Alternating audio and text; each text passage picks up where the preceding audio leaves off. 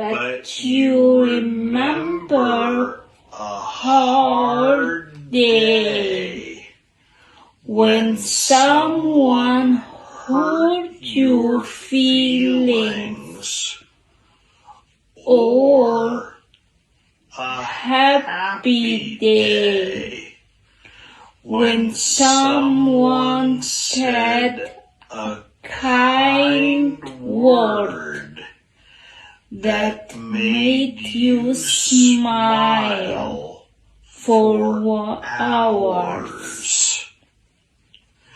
You remember those, but you remember a hard day when someone hurt your feelings, or happy day when someone said a kind word that made you smile for hours. You remember those moments because they carried emotion. Your brain has a small alarm center called the amygdala.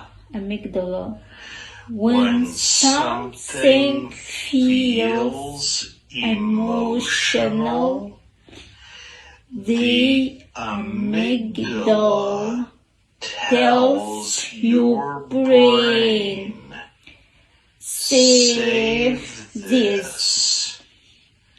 This is important for survival, for love, for connection. That signal pushes the memory into long-term storage. So how can you use emotion for learning? Don't just study facts like a robot. Like this. So how can you use emotion for learning? Do not just study facts like a robot. Ask yourself, how do I feel about this? Try to connect the new idea to your own life. Ask yourself, how do I feel about this? Try to connect the new idea to your own life.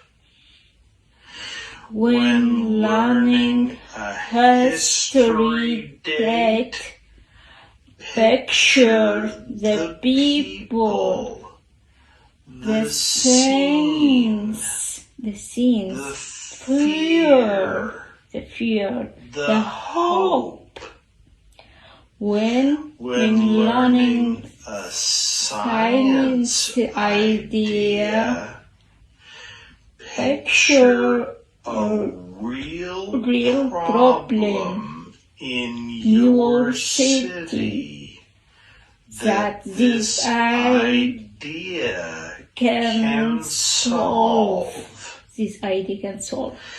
When learning a new English word, think of a day when that word was true for you. For example, the word when learning a new English word, think of a day when that word was true for you. For example, the word abandon means to leave something behind. Don't only the meaning. Think of time when you abandoned a plan, or when someone abandoned a promise. You will feel a small pull in your heart. That pull helps the word stay. What if the topic is dry or boring? Then you can create a small fake emotion, and it will fake emotion شعور مزور. ترجمتها دي كلمة كبيرة قوي. كمل. And it will still help. Pretend the triangle is your pizza slice. And you only get half. Now area equals 1/2 times base times height. Curious a little feeling.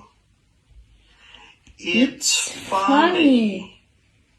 It's simple. It holds your attention for a second longer. That second can be enough to move the fact from the what? That second can be enough to move the fact from the whiteboard of short-term memory into the notebook of long-term memory. Your brain doesn't always know the difference between real and imagined feelings.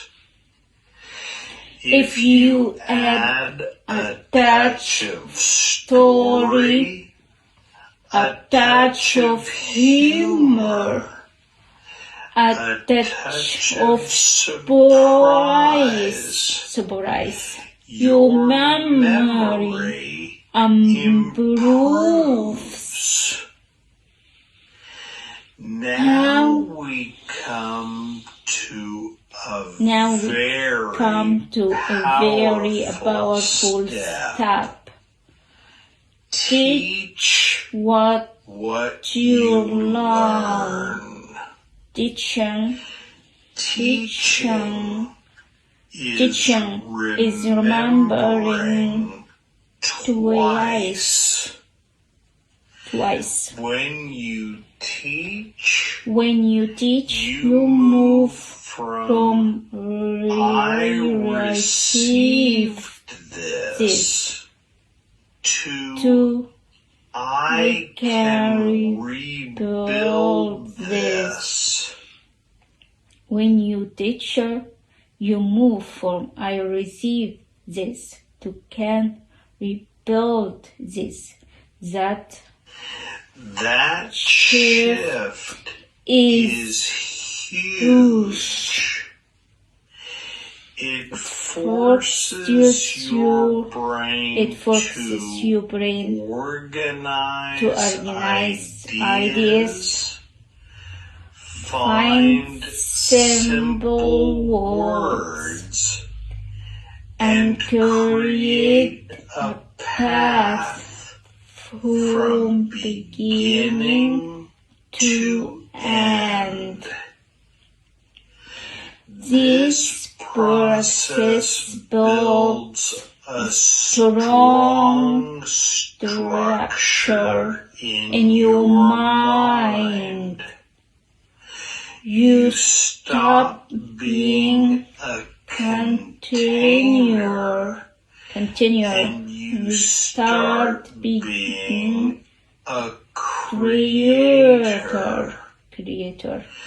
Knowledge that you can teach is knowledge that you own. You don't need a classroom. You can teach in many small ways. You can explain a word to a friend on a walk. You don't need a classroom. You can teach in many small ways. You can explain a word to a friend on a walk.